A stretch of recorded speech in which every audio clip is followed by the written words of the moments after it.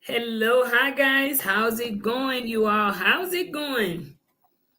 Welcome to LIH. Welcome, guys. How's it going?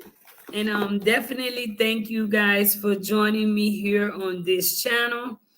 As you come in, guys, if you have yet to hit that like button, don't forget to hit that like button for me and share and definitely interact. Let me know if you all can, see me, hear me. Guys, y'all know how sometimes the internet is. So I want to make sure that you guys can hear me so that we can have a good show tonight. How's it going, guys? Tonight on the live, guys, the real reason why I'm in travel and marry outside of the Matrix, guys. I know you are to me on Life in Haiti, where we talk about life in Haiti. Over here, LH, guys, is different topics, guys. Mainly focus on relations and everyday life topics. So please share this channel, guys. If you have yet to subscribe to this channel, please hit the subscribe button. Talking about real life issues is always a great subject. I know I enjoy talking relationships, just real life, everyday stuff. So today I actually added two guests, and I'm gonna be waiting to see my second guest come on. But we do have Guy is here backstage to join us in the conversation. So, guys, as you come in, please share live with others, guys. The LIH is live, and if it's your first time joining me live here, hello, my sister Ghetto Flowers. How's it going? If it's first time joining me live, please don't forget to hit that subscribe button. Don't forget, guys. Let me bring on our guests. Bring on our guests, guys. Hello, how's it going, Stan? Oh, it's going pretty good. Love retirement. How you enjoying your retirement? Well, yeah, after my trip back to the motherland for a little over 3 months, everything just getting adjusted back. Hey, I love that. I realize how much I miss that franchise food at McDonald's and Wendy's and Subway and everything. That's what I was really missing that when I was there. But I'm back now, and I've gotten more than enough of it, so I'm back on track. Wow, so you recently actually went to Ghana. So I know a lot of you guys have seen Italian Stallion on the live. And today you actually get to meet him in person on Age Voice. He recently took a trip to Ghana. What was it like? How did you enjoy Ghana? What was the scenery? What did you enjoy in Ghana? Well, the culture and everything's a lot different. People outside the matrix, aka the US, are more engaging. And Ghana is actually probably, the countries I've been to, and I start looking at it. I've been to Costa Rica like 3 times. I've been to DR several times. I've been to Mexico, and of course Ghana. And even when I look at those countries here in the Western Hemisphere, and then I look at Ghana, Ghana is probably the most traditional and most positive, engaging, at least with the people. Now, we can talk about the infrastructure and everything else. That's a different story. But as far as the day-to-day interaction with people, it was very positive.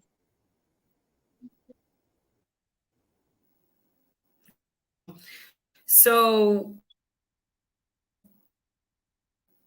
they were talking about real travel and marry outside of the matrix. One of the biggest things, which a lot of the times I want more passport bro travel to African countries. What encouraged you to even want to go to an African country? Well, as you may know, wife number one's from there, so a lot of that was driven there. I mean, Ghana, to be honest with you, was not on my radar. 10 years ago. That's the time I met her, a little over 10 years ago. My whole game plan was to retire originally and go to Costa Rica. Once Costa Rica has changed a lot and it's not for the good. Then I started looking at DR. And DR, I don't know. I'm still up in the air with DR, my opinion. I mean, I'm seeing some stuff there that's positive, but I'm seeing some negative stuff, which I think has been talked about before, with the immigration issue and so forth. So, but that's what, like I say, you never know where life takes you. And that's going over there was definitely, I call it the third dimension. There's a Western hemisphere, there's Asia, and then there's a third dimension, which is West Africa. So it's totally different than the Caribbean or Central America, at least where I've been to. Whole different culture, different food, different. They're less westernized. They don't have access to TV. A lot of cable's expensive there, and they don't have access. A lot of people don't have access to cable to start with, and if they do get it, they're not getting the stations from the States unless they have satellite, and even then it's limited. But people just don't have that kind of money, over there. It's a poor country like a lot of others over in that part of the world. So, they don't have that influence of, the different programs here and, different TV shows and just the whole, what I consider pollutes the culture here. And that's why I call it as everybody else call it the Matrix. Wow. You mentioned that not having access to television and certain things, do you think that is why it's so much cultural there, that they keep the custom pretty much untainted more as versus the Western? Well, yeah, I think everybody agrees that social media has a lot of influence over people's behaviors. You look at TikTok, you look at Instagram, and some of the stuff that you've been seeing, on there has a lot of influence on people's behaviors. Over there, well, I'll give you an example. Like if you have your cable, very few people have cable. They have local, they can use an antenna and get local stations. Well, that's what they're going to get. They're going to get local news. And it's going to be, most of their stations speak Ashanti, which is the national language. That's the largest tribe in the country, and they speak just about everybody, except maybe some old people and in some of the remote areas. Most people know how to speak Ashanti. English is obviously the official language. Just as if in Haiti you have French and you have Creole. That's probably the best comparison I could make. But they don't, when you get a cell phone plan there, the minutes to put on there for data is expensive for the most part, and people don't waste their time, getting on social media over there for the most part. And the Wi-Fi is almost non-existent. Maybe some high-end hotels have it, but your average club, your average restaurant, they don't have Wi-Fi, so they don't even have access, to free internet, to even get on social media. So yeah, I think part of it's driven because of that. And then there's peer pressure because of the culture. From their parents and from people around them. It's just, I was over there a little over 3 months this time. It's just a different world. I mean, and like I said, I've been from the Accra down to Capital all the way up to Bogotá, which is the capital of the Upper East region. They call them regions there. And I even drove up to the border of Pega, which crosses over into Burkina Faso, which is French. All the countries surrounding Ghana are French speaking. So you start seeing a few things in French when you get real close to the border. And there's people from those tribes in the north, and even in the east and west. Those are man-made borders. So sometimes they can't communicate in the colonist language, but they know the tribal language because the tribe is on each side of the border. So that's how they communicate a lot of times. If you have somebody that speaks in Ghana, there's far language in Burkina Faso. So that's how they can communicate using local languages more than just the national language. Wow. So I want us to touch our title a lot, and I allowed you to elaborate some on the culture versus, the U.S. versus Ghana, so that people can kind of get a feel and a vision of what it's like there. Can you give people vision into like how are the women there? How do they carry themselves? What is the culture there that is different? Just the culture. What is different?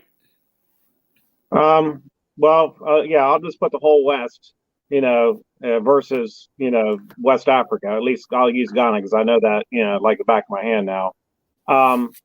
Here now you got two different types of Ghana now. You have to look at it from a different perspective.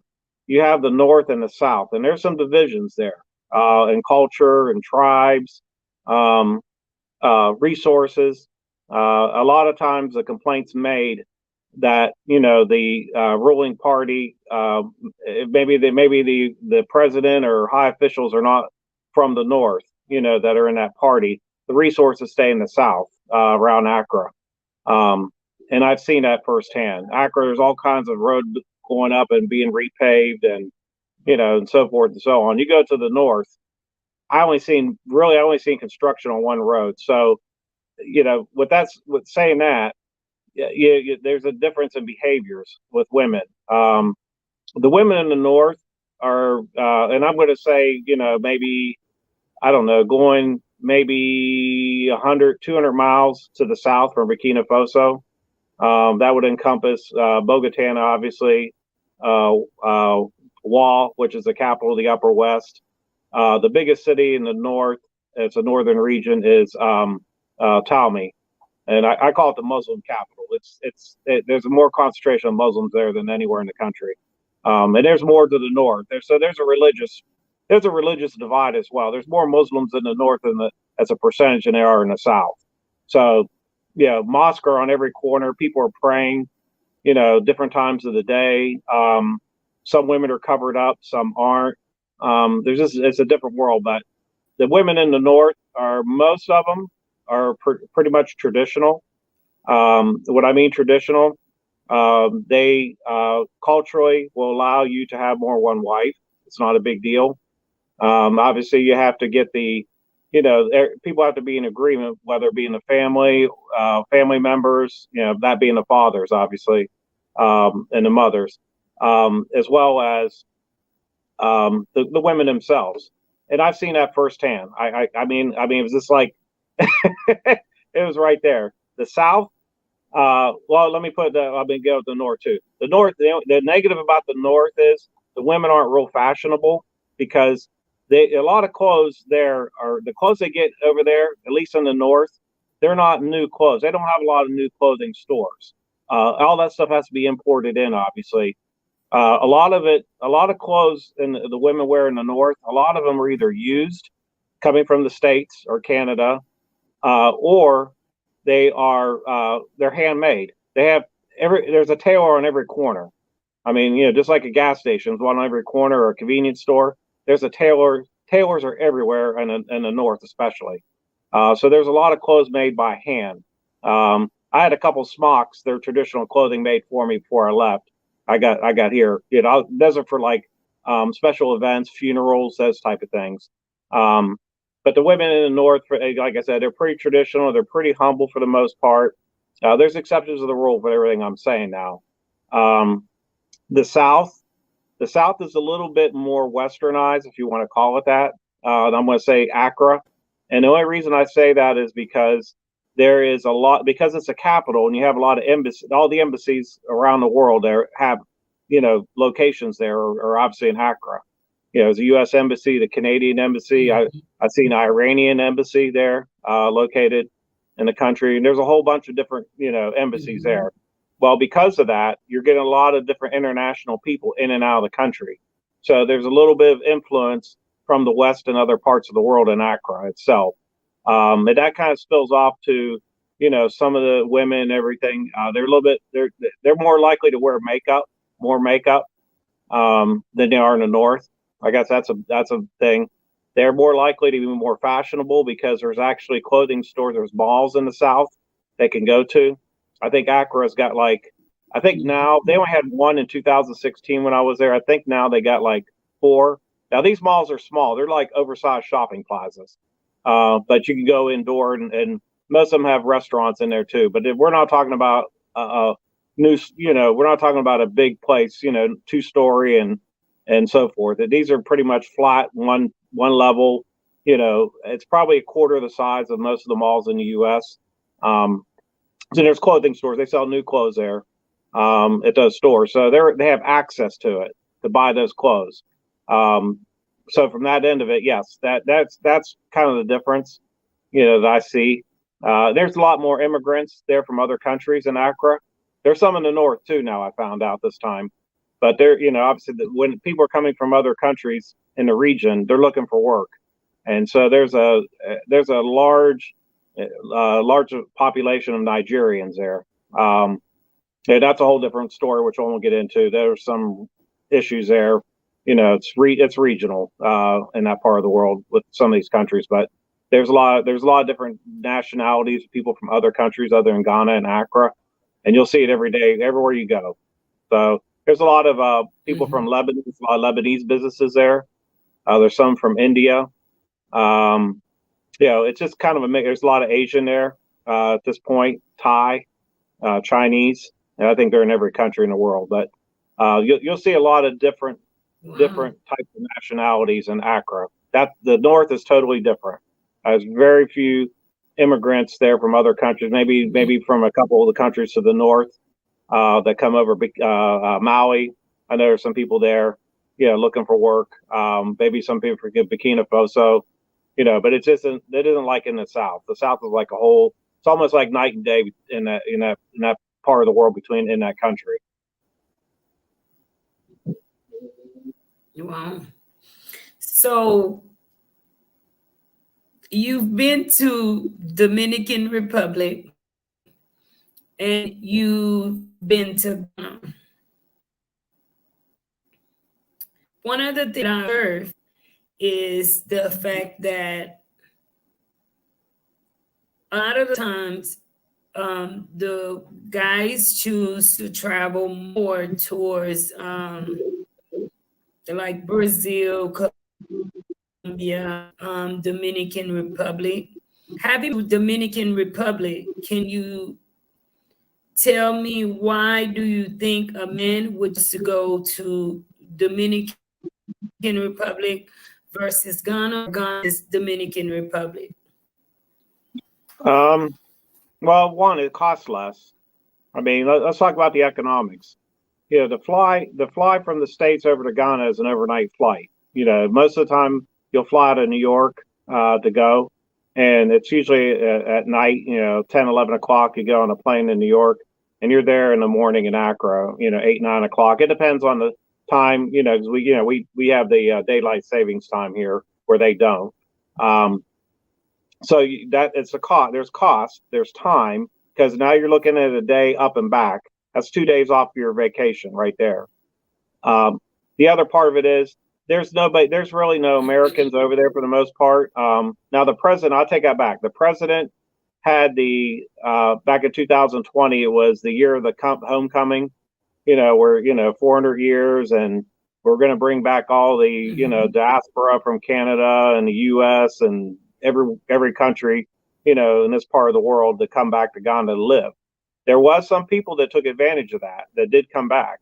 And some of the local chiefs were offering land for them to build on. Now, I don't think it was a sincere, knowing what I know in the politics in Ghana.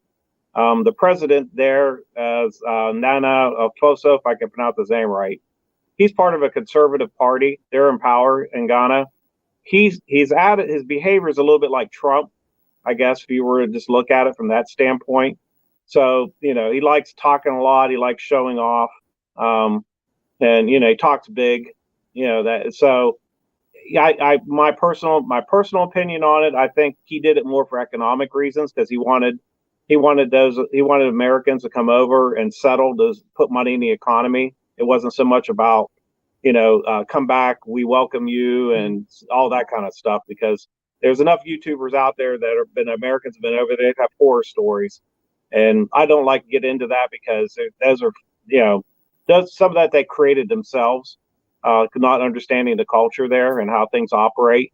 So part of it's on them, not understanding how things operate. Every country has their own set of unwritten rules. So when you go to travel, I always do this. You have to do your homework. You have to understand the layout of the land when you're traveling. So those individuals there, I mean, some settled in fine, but I did see more Americans over there. But it was more of to live there. Now I'm going to say this now. I saw this with my own eyes. There is some women that from America that are traveling over there. They're not over there to live. Okay, they're not there buying homes or building homes or anything like that. So I won't go too much into it, but I did see it. I did see it a couple times when I was there, and I didn't see that in 2016.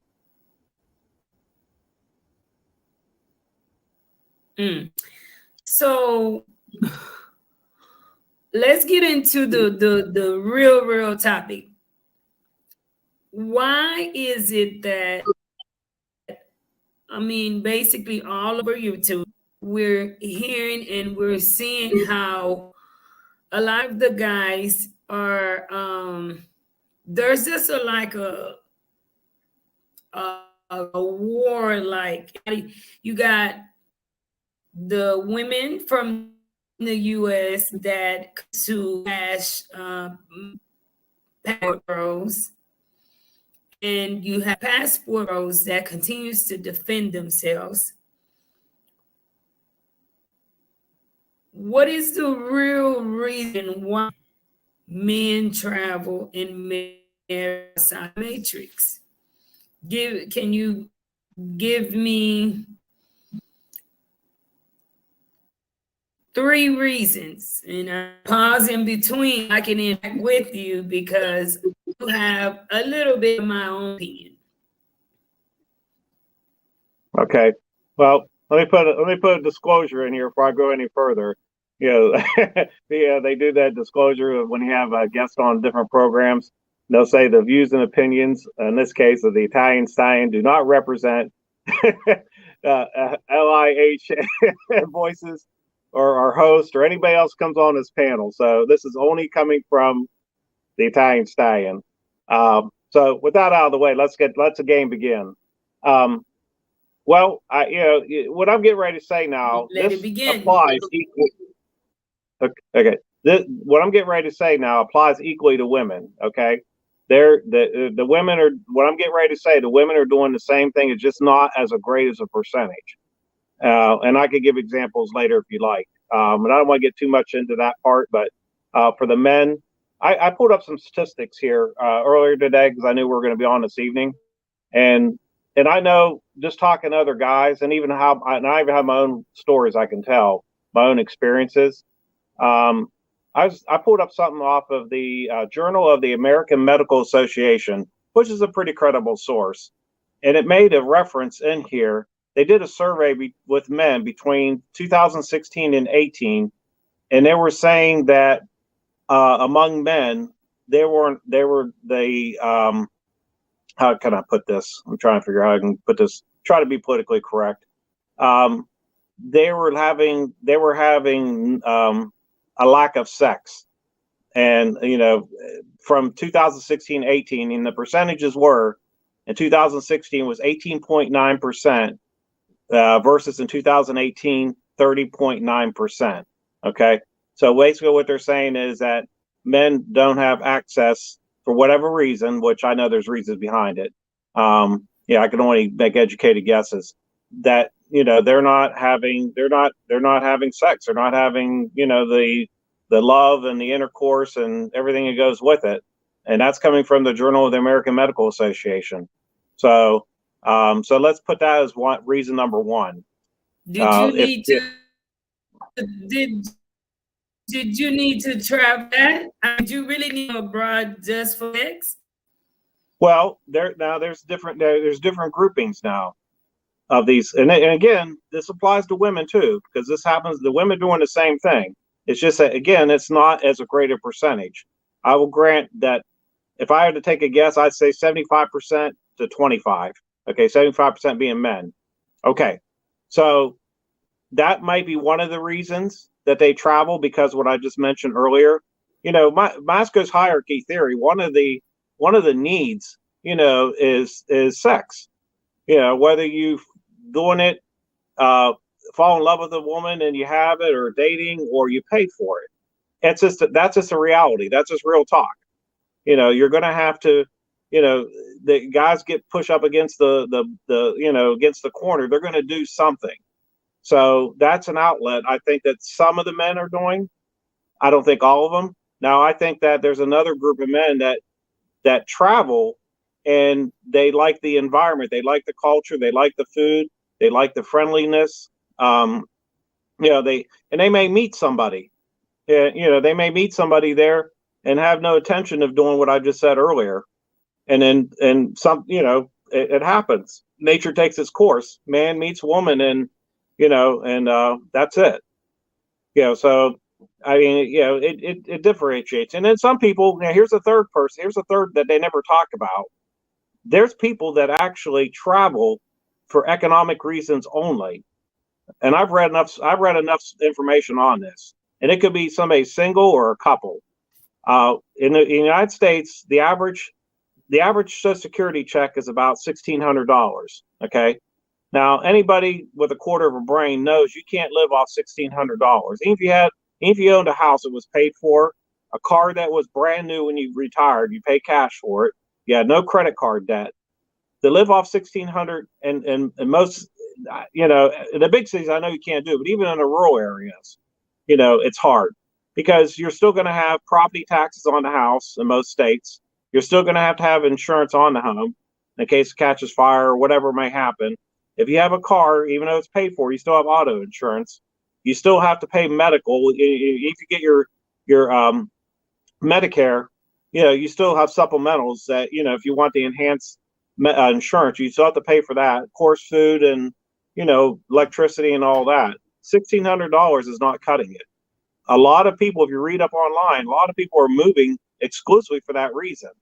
And it could be a quote passport person, that does it. You can go to Ecuador. There's a lot of countries out there you could live. $1,500 goes a long way in Ecuador. And I know in Ghana, I can tell you that right now, Ghana, $1,500 a month, you're considered, upper 10% in that country. And just to give you an idea what the wages are over there, the highest paid profession I read on was, I think it was either a doctor or a structural engineer. They only make about $2,000 a month. So if you just look at it from that perspective, you can understand that it's a lot cheaper to live in some of these other countries. Now I wouldn't consider Ghana to live there to retire, because there's infrastructure issues. It's not like DR or, Ecuador and some other places, or Thailand. Their infrastructure is a lot better in those countries. So you have to kind of build your own infrastructure, even on $1,500 a month. So I wouldn't look at it to retire there, but that's a really another reason, really, if you really look about it, why people go outside. And maybe that's a single man that leaves. Maybe it's a single woman that leaves because economic reasons, and that person finds somebody that they fall in love with. So what are we calling that? So let me ask, do you think that it is for a level of control that a lot of guys travel? I think let me get the screen up here. I think I took it off. Give me 1 minute here. Okay. Yes, I'll say that there's, you have people with insecure and mental health issues and a couple other things going on. So, they don't check, when you get a passport, they don't check your whether you're a psychopath or something, unless you have a criminal history, don't get approved. But there is a group out there that, yes, they're insecure, they have low self-esteem, and they're going overseas, and it could be to even live. They're just tired of the matrix. Everybody has a breaking point. And some people's breaking point is shorter than others, and they just make the move and just say, hey, you know what, I'm leaving, I gotta go. And and it's not even so much the control of women or a woman controlling a man. It could be for some of the other reasons. And there could be, there's just, because of the fast pace it is in the States and how ruthless it is in our culture here now, they're just saying, I just want to get out, I just want to go. So, but there are a group, now we can look at that. There are a group of guys out there that that travel exclusively to do the tricking, that disrespect women. I've seen that. I think it's a small group, but it's being magnified as a large group. I've seen enough guys and everything. A lot of guys that I see when I travel, Americans, a lot of those guys, I mean, be honest with you, a lot, not, I'd say probably half, there's some issues, they're out of shape. They don't dress. I always say dress with class, dress to impress anywhere you go. That's my motto. And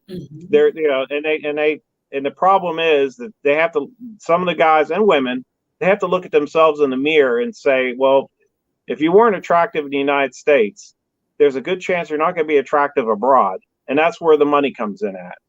So, those individuals will usually use money as a weapon. That's the weapon they use. You take me as I am, if I'm sloppy and out of shape and bald head and whatever else comes to play, had no conversation. Well, you're going to pay for it. and again, that's men and women. You're going to pay for it because the other person's going to look at it and say, I really am not, not really feeling that. And you're gonna come out of pocket. I mean, that's just a fact. Wow. So what does a woman abroad offer that a woman that's there with you doesn't? I mean, because the topic is the real reason why men travel and marry women outside of the matrix. So tonight we're not going to just focus on the guys that are, out there doing whatever they do. But we find that people overlook a lot of the passport bros that do travel and they do get married. They do find love abroad and they do settle down. What is it that you think a woman abroad offers that a woman right there in the U.S. is not offering a man that would make him leave the U.S. to come way to another country, wherever it is around the world, to find love? Okay. Well, okay. Let's start with the United States and why the things are. This is just my opinion. People may agree or disagree or whatever, and that's fine. Everybody has an opinion on this. When I can do a comparison and contrast, if you look in the United States, most women and men are coming from single parent households. That's where it starts. It's a lack of home training. It's a lack of getting back to the basics. Okay. When I travel, and I'm going to use Ghana as an example, I just came back from there. Most families are 2-parent households. There, they may not have anything, but there's a father and there's a mother, and there's a value system that's being instilled. Now some of the values and customs, everything may look a little awkward, but the bottom line is they have the women and a lot of this. I'll say Ghana. I'll just use Ghana as an example. They're a lot more feminine. You don't see the masculinity.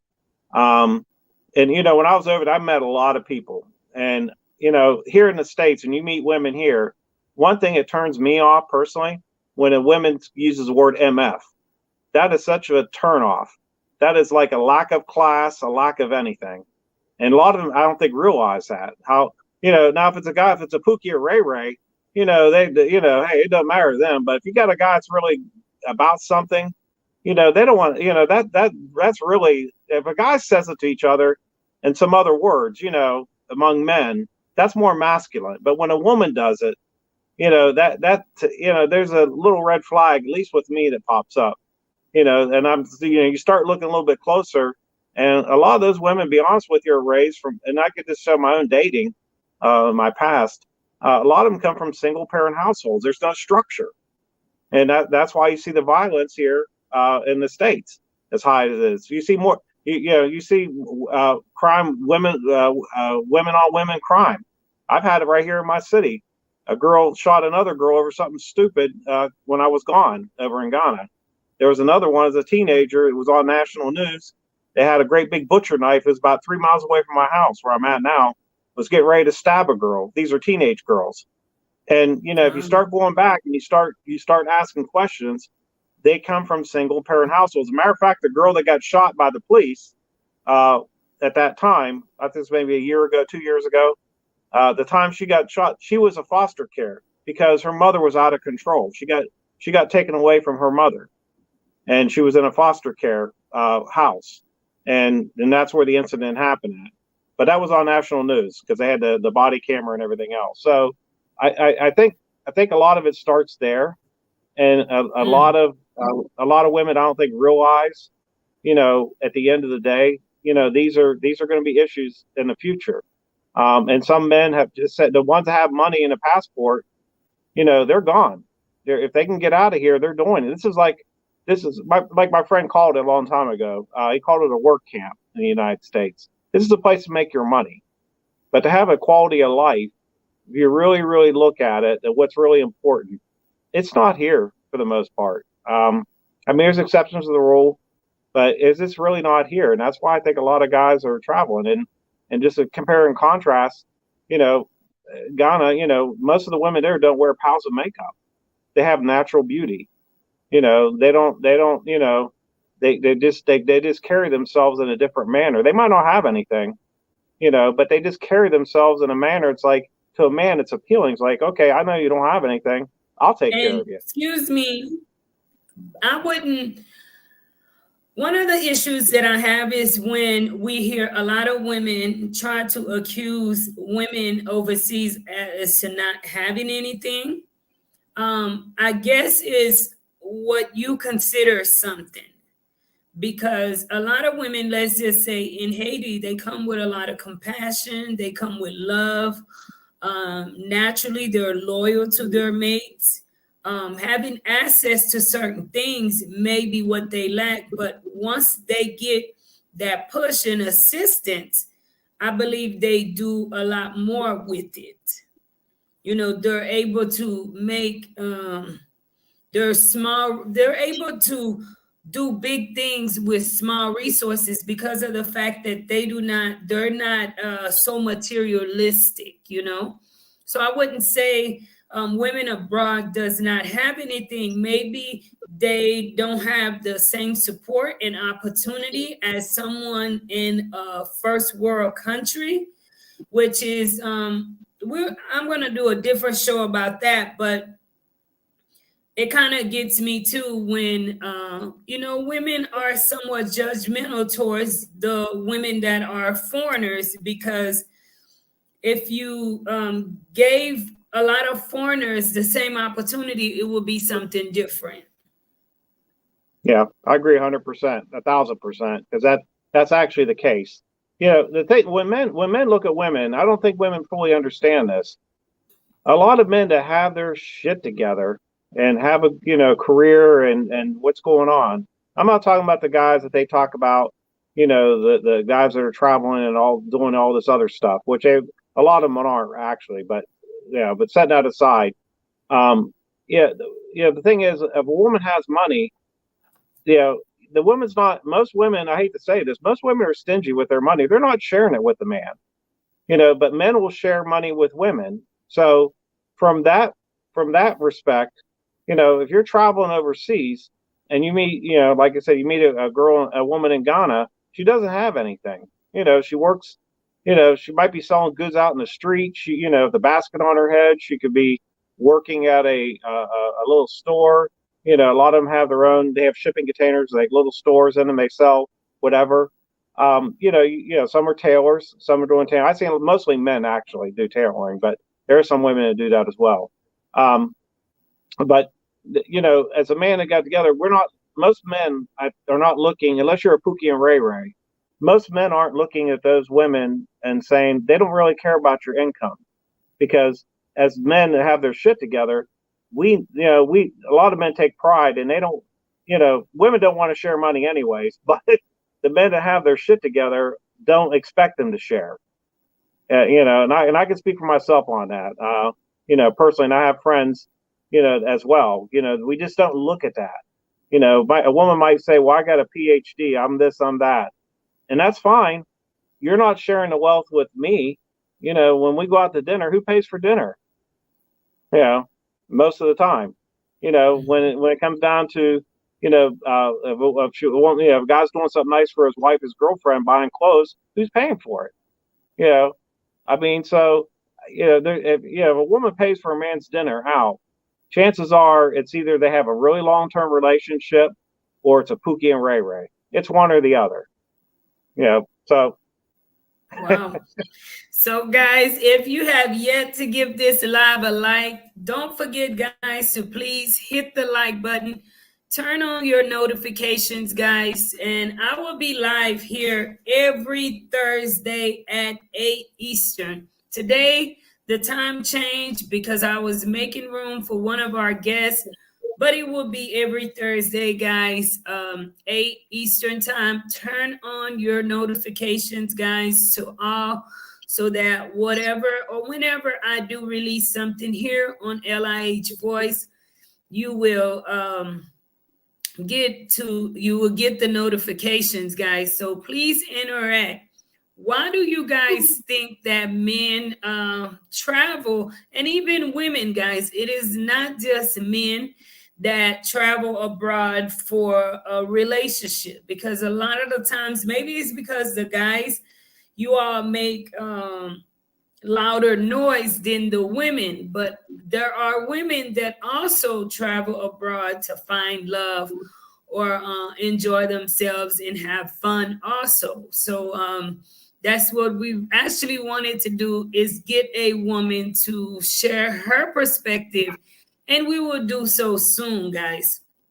So what is it that a woman in the States or a woman in a first world country offers a man that a man does not want? So, ladies, for those that are watching now and those that will be watching, let's listen up, guys. Even the ladies from from all over the world, guys, because we can always learn. So, what was the question?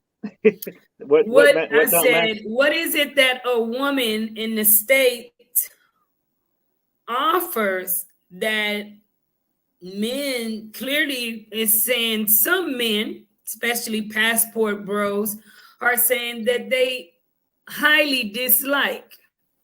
Well, okay. It goes back to what I just said earlier about how they speak. You know, when you say MF and some other words, you know, like that's very masculine. You know, and I've seen, you know, I've seen this time and time and time again. It just, to me personally, it just shows a lack of class and femininity to start with. So let's just start with that. Let's start with cursing a lot. Okay. Okay. The other thing is, and I'm going to use my nightclub analogy that I go to. The way the women dress today, and some women, you know, and this is men too now. I mean, as far as, I'm going to talk about obesity here for a minute. You know, I'm not going to just pick on women. There's men that are grossly out of shape too here in this country. But the thing is that a lot of women, when I go out, you got women that are 300, 350 pounds that are wearing clothes that you wouldn't even wear in the house alone. They're coming into the clubs wearing this, you know, short tops with their bellies hanging out, you know, tight jeans, wearing heels. You know, picture a woman that's 5'5", 5'6", is 350 pounds wearing heels, you know, thin heels. Okay. piles of makeup on them, and just, and I understand that, there's self confidence. Hey, I'm confident and all that. I get that, but the thing is, there's an appropriate way to dress for your size. You can still look sexy and attractive and presentable, but you don't need to. You can't wear those type of clothing that would fit more of a smaller woman. So I think that's another. And I've seen women come into clubs, and I don't know how they let them in today. The dress code must be thrown out in a lot of places. I see women coming in house slippers coming into a club. I've never seen that in I mean, maybe this has been the last 5 years. I know, but all the years I've been going out, I've never seen that. I mean, maybe at the convenience store or something, if they're a neighborhood store, maybe you might see them come in there with house slippers on to buy something and go back out, or maybe pick up kids or pick up food or whatever. They're not coming into a place where it's entertainment, you meet and greet. That just shows a lack of class. When I was going out in Ghana, I never saw any women like that. I mean, the women over there are more in shape, and I think it's because of the diets and they walk a lot. I think that's part of it. Their access to candy is limited. You just can't go into a convenience store over there and see a Snickers bar and M&Ms on. There's a few places that have it, but a lot of any kind of junk food, quote unquote, is either the cocoa, because Ghana produces a lot of cocoa. You'll see the pure coconut chocolate bars, which tastes a little bit different than a Hershey's. You might see that, but a lot of it's like hard candy. A lot of it's imported from Lebanon. I've seen a lot of Lebanese and candy and potato chips imported from Egypt. So they're something imported this part of the world. They're not coming from America, but it's limited. And you also have to look at the aspect that, as far as obesity goes, they don't have the income to buy those type of things to start with. They're just trying to get the basics: food, milk, water, bread, rice, the basic, plantain. They're just trying to get the basics. So they don't have that extra money to spend on candy. If it was there, which is only not in that many places, to be honest with you, especially in the north. And it's like Coke. To buy a 2 liter of Coke costs basically the same there as it does here. Well, their wages, might be, I don't know, $10. I don't know if it's $10 a day, maybe $5 a day on average. $6, $7. It's not that much. So they don't, to buy a 2 liter of Coke, that's a luxury. Unless you're making more money or you have money set aside, we can just buy it at the drop of a hat, because as a proportion of income, we can do that. But over there, they don't have it like that. So that's part of the other element. So those are things that I see. I'm thinking off right off the bat. There's an entitlement too mindset here, and I'll give you an example. It's happened maybe about 2-3 years ago, something like that. Me and my buddy Chico, you met him. We were in the spot I go to, and I happened to see a female across the bar, and that's rare that I do this, but it's just one of the things that caught my eye. And I went and I bought her a drink, right, and had the barmaid sent over a drink over there. And she asked who it was. It was crowded, and she pointed over, and so she came over. She thought it was my friend, and she goes, "No, it was me." She came and sat down, and she was asking me. She goes, "Well, what possessed you to buy the drink for me?" And I said, "Well, I was checking you out. You're kind of cute." And she came back out, and she goes, "I'm not cute. I'm fine." Now, you wouldn't get that overseas anywhere. I've never ran into something like that. Here in the States, that seems to be operational procedure. I'm trying to do something nice, and this is the type of response I get. Needless to say, I got up off my stool and I said, I'll be back. I took off and waited till she got the hell out and came back. So that's an example right there. It's the attitude of entitlement. And I'm going to accredit the attitude to the upbringing, the culture, the way that there's a difference in how women are raised compared to even Haiti. Let's say in Haiti, we are, from young little girls, we are raised to be somebody's wife. You you were, since you're little, you hear people telling you you're going to be a wife, and you see that example, and it is exemplified in the way that you should be with your mate, in the way that you should respect your man as the leader. It is a part of our culture, and also the men are more present too, as far as for family. Whereas maybe in the US, we see that there is a lot of broken homes. There is a lot of men that neglect their position within the home. So a lot of women have had to play both roles. They have had to be the man and the woman, and then with all the bills coming, the frustration sets in, and you just start, just being frustrated with certain things. So the environment is, for me, completely different because of the fact that it's a different world. And it's still not an excuse for anybody to, have a bad attitude, to be ugly. I'm not making excuses for women that are that way, or have that spirit of entitlement, especially towards men, because that is a problem. Obviously, because a lot of men, um, they do complain about that. Yeah. Well, that's an example there. And again, when you look at it from the the big picture, you're seeing a situation like that. How's a person supposed to take it? And here's a catch. It wasn't like she was the most attractive woman in the club. Okay, she was probably average, maybe Wow. just slightly, but so it wasn't like she was some queen. Somebody that you just look at and say, "Wow, everybody would wanted her." It was a situation that I was in, and she was appealing to me personally, and I just wanted to throw the line out there and see what would happen, and that was what would happen. So and there's other examples I could tell, which I won't get into, but they're similar, that I've ran into. So when and other men have run into the same thing. I've talked to other guys, other YouTubers, and everybody has the same story, whether they're in my city or Miami or Atlanta or whatever else. It just seems to be, and then maybe social media upbringing at home, I think, are the two culprits. And they just and some people are just not realistic about, they're not realistic about relationships. And then that's from the women's side. Now from the man's side, the man's got to do his part too.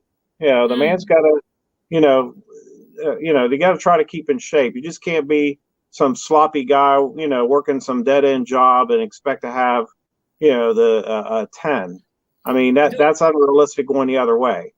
Do you think that men have unrealistic expectations of women, especially women that are in the first world, that is working, that is constantly living a hustle and bustle life? Do you think that, you guys are not being considerate? Yeah, there's some, but I think it's, and like I said, the other person can come on here and, and correct me or give you the counter argument, but this is my opinion. I think it's more women as a percentage than it is men. Men as a general whole, they'll, they can, they want what they want, but they're not going to be nasty. They're not going to come off the same way women do. They'll settle. A lot of men will settle. Because they have somebody, and maybe there's other qualities a woman has, that other than just looks. But what I see out here today, at least from that end of it, it's horrible. It's horrible, and it's in all cities. And the problem is, a lot of, in my opinion, a lot of women are fronting. They're giving you the appearance that they have it together and so forth. And I've dated women in the past, you know, and they got low credit scores. They got high, they don't know how to manage their money. They got high debt to income. I'm talking financial now, my background. You know, when you look at their debt to income ratio, it's very high. When you look at their credit card debt, it's high. You look at their FICO score, it's low. You know, and but they try to put on there's a facade, and maybe it's competition against other women. I'm not sure. You know, to say, hey, I got this new Mercedes, I got this and that, when they're struggling. They are struggling, you know, and the thing is, you know, nobody pays my bills, and that's the way I look at it. So I don't care what people say or think about me. They're not paying my bills here in my house. So from that standpoint, as a man, I don't care. You know, I maintain everything I got, and you know, I'm self-sufficient. But a lot of times there's just a facade that tries to play itself out, you know, with a lot of these women, at least in the Matrix. I don't see that. I mean, there's exceptions to the rule now, you know, overseas, but if we're talking the probability and percentages, you know, it's a small percentage overseas versus, you know, a large percentage here. So, Wow. So I just want to say thank you so very much. I really enjoyed your perspective today.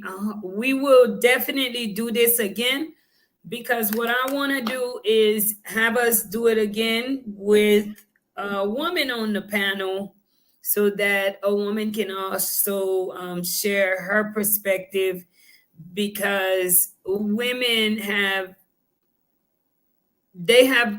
based on what woman you speak to, determines what perspective you will get, because you have some women that, you know, I speak to, they actually have mates that are abroad, and they do travel in and out of the US to visit their mates. And then you have some of the women that will say these guys have control issues. There are Black men who hate Black women. You get all different reasons as to why men travel, but we see it is not just Black men that travel, because you are not a Black man. You know what, Stallion? Now that you show your face, I think a lot of people should be surprised. I think a lot of people really thought you were a Black man, a Black African man. hey, let me not to switch subject here, or just go back to what I was saying. You know, one of the other things too, if you think about it, when you go to meet somebody, you know, how do you meet the opposite sex here and in the States, or if you're part of the alphabet, I guess. But let's set that aside. You meet another person. You meet him in a club, online, and a lot of times a workplace. Let's talk about the workplace for 1 minute. The workplace in most places is so toxic because of the way they wrote in the EEO rules and all that. It's next to impossible to meet somebody at your work site. If you go back in time, go back to your grandparents, or you know, you start going back in time a little bit, you find out, hey, where did you meet mom at? Oh, we used to work in a glass factory. I met her, you know, she worked in the offices, I worked in the plant in the steel mill or something like that. It was a lot of times you met your match in the workplace. In today's world, it's so toxic. You know, if you go up and you try to approach a woman on a personal level in the workplace, if you don't really vet that person out before you approach, you could be in trouble. You could be sitting in HR. So well, maybe it's how you approach the person. Also, you know, you can't be derogatory, let's say, but I think if you approach that person kind, and a lot of the times your intentions too, you might be a little bit too rough, you know, in your approach. Well, yeah, but most men, unless you're working in some, I don't know, you're working in a business that deals with SOAR, you know, a refuge or something like that. Most men know how to behave themselves in the workplace, at least when they talk to women. They're not going up there saying, "Hey, baby, I like you. That's a nice short skirt you got on today. You know, could I see you after work?" I mean, most men aren't going to come at a woman like that. I'm talking about just basic conversation like we're having here between me and you. And I could say that because I worked for the government for almost 33 years. And and when I first got in, when I first started working for the government, it was different. It was a very open floor culture. I actually dated a couple women that I work with, which you really shouldn't, but but that's another story. But as time went on, my last 15 years of service, no, it was so toxic. You cannot approach on that level at all. The environment has changed. The rules have changed. So if you take that out of the equation, guys can't even meet women in the workplace anymore. So they're being boxed in, to what their options are. But a guy that's got a little bit of money in his pocket can get a passport. There's an option to get out, whether it's just for a couple weeks or maybe they have a job online that they can work overseas. Some are on disability, some are military veterans are on disability. Some are retired like me. I get a pension. I can go anywhere in the world if I want. It doesn't matter. Those individuals, they can leave and get out of the situation. So, you have to take that into account too. Men's options are very, very limited. And then when you do meet them, you do meet women, you get the attitude like I got in the club. You buy her a drink, try to be nice, and say, "Hey, I think you're cute." "Oh no, I'm fine." What? Help me out. Yeah. Well, full of confidence, basically. And there's nothing wrong with being confident. There's nothing wrong with being confident. You, even as a man, you should be confident. So we don't want to take away somebody's confidence. Maybe that is their way of pushing through life, is to be confident, letting it be known, "Oh, I know I'm cute." But on a serious note, it has a lot to do with social media, Stallion. Going through social media, the other day, guys, I was listening to this Cardi B song, and the stuff that Cardi was saying was just mind-blowing. She didn't cook, she didn't clean, she was just promoting stuff that was clearly derogatory to a generation. And let's just say all over social media, if you're not dressing like that, if you're not looking like that, if you're not acting like that, then you're not so cool, right? But what she's promoting that everybody's so brainwashed for, and I'm not no Cardi hater, but she's a mother, she's a wife, and there is just certain things that we used to do. At some point, you just have to put to the side and hold yourself accountable. So ladies, you have to hold yourself accountable, because especially when you are in a position where other women are looking up to you, other women are following you, and you completely misleading a whole generation. So you're gonna find it that, and a lot of people are not growing up. So you have adults that are very materialistic, that are acting like their child, and your child is acting like the next social media thing. So I think for right now, social media has ruined a generation, and it's because we're not really conscious on one of the things that you mentioned about Ghana, how they're keeping their country somewhat still pure and grounded, is them not having so much access to electricity and certain social media sites. And I'm not saying that's always a good thing, because they need to know what's going on around them. But having so much access actually taints you. It also taints your spirit. And then it makes you really start questioning yourself and your culture. Because Because imagine if you're Muslim and you were raised to culturally cover your hair and do certain things, and you constantly watching on TV that everybody's but naked, everybody's doing this and that. I'm just using an example, guys. We have to be women. Biblically, there is a standard, as well as there is a standard for men too. But you have to be very, very mindful who you look up to in this day and age to be a good woman. Not every woman that have a high following in social media is really, really, really worth following.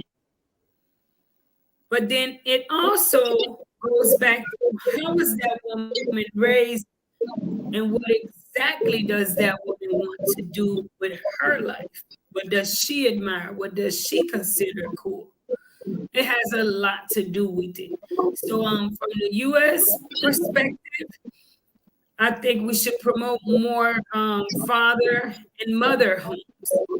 When a child is raised in a two-parent household, they have the ability to see the example. They have that firsthand example from home as far as how to be a young lady, how to be a mother, especially a mother that respects her husband, a mother that loves her husband. It is an example to her, a man that, a father that loves her mother, and her growing up or he growing up, vice versa, seeing these things. We need more of that back, especially in places like the United States and Canada, first world countries, because when you go outside of the United States, you find a lot of that. There is other stuff which go on, but you do find where people appreciate family a whole lot more. So I just want to say thank you. Do you have any last words before we end the show? No, let me just point out one thing here. I'm not going to defend Cardi B. Here's one thing to think about for a minute. We're so money driven here. Sometimes we put stuff out that we don't believe ourselves. Okay. And then maybe her as an example, she's doing it for financial gain. Look at gives another example. Look at a drug dealer, maybe a major drug dealer. They don't touch the stuff themselves. They don't get high on their own supply, but they're promoting it because they want money, but they're not users themselves. So from that, you have to look at it from a different angle too, as well. Some of they're basically giving what, supply and demand. If people in the United States want drugs, somebody's always going to be there to supply, legally or illegally. Entertainers, that's what a lot of people like to watch. They like to watch all that type of stuff. So she's making money off of people, that like listening to all that. That she practices it all herself in practice, maybe not. But but you would look at an entertainer like Ice Cube. Everybody, Ice Cube was an entertainer. He wasn't this, this big gangster and this and that. Dr. Dre. But like I said, they were supply and demand. They're providing entertainment, and from that perspective, you have to look at it. But let me go through one here, and we'll wrap this up. I pulled up some other statistics. This is from World Cooking Index, and it talked about frequency of cooking at home. Now, it'd be safe to say that in most countries, and most people, the women do the cooking. Again, there's exceptions to the rule where the man cooks, but I think we're making agree that the majority of cooking is done by the woman in the house. And these statistics, it gave it was like 100 and something different countries, okay, in there that ranked them. How many meals per week were prepared, in the house? And I started pulling it up, and I started pulling up some of these countries, and it was kind of shocking, what I saw, and I'll use a country I went to, Costa Rica. Costa Rica was number 7 on the list, okay. United States, I think all those other countries, let me see if I can pull it up here. All those other countries that were out there, Colombia, Dominican Republic, Brazil was on there. They were ranked. Brazil was 34th. Dominican Republic was 35. Okay, the United States was 56. Okay, now one of the counter arguments I could hear somebody saying, if we had somebody on the panel, they say, well, hey, we're working 2 jobs. We're working hard here in the States. We don't have time to cook. Well, I know this for a fact. A lot of those countries, they work 6-day work weeks. Well, you probably know that down in Haiti. You know, if people are on salaries and they're working just as many hours, if not more, than Americans are. You know, so if you look at it from that point of view, you know, these other countries, the women are cooking more, and a lot of men. You know, I'm not personally, you know, it's not a mandate to me that you have to cook every day or anything like that. I'm more self-sufficient, but there's some men that appreciate that, and they would look at that as a traditional woman. So, and the statistics show it, according to the World Cooking Index. Wow. Well, I definitely enjoyed the show tonight, Stallion, and we will do this again. So I just want to say thank you so much. Guys, if you have yet to hit that subscribe button, guys. Share it with others, guys, and don't forget to give this live a like. Thank you so very much, Stallion. You have a blessed night. All right, take care. You do too. Bye-bye. So guys, you guys take care. Till next Thursday, I'll see you guys here 8:00 p.m. And don't forget, guys, please turn on your notifications so that when I do post something, you will be notified, guys. Thank you all so very much. Have a blessed night and a happy Friday. Good night, guys.